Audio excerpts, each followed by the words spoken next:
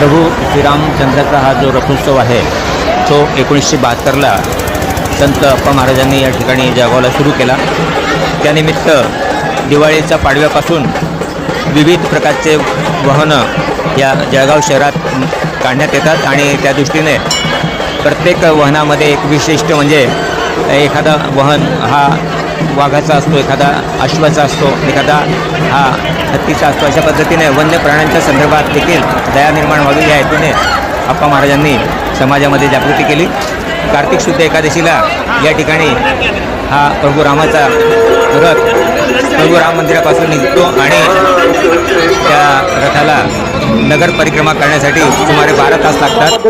जळगाव जिल्ह्यातला हा नयनरम्य सोहळा जो तुम्ही पाहताय तो अगदी अगदी आनंदोत्सवात पार पडलाय। प्रभू श्रीरामाचं नाव घेऊया। जय श्रीराम।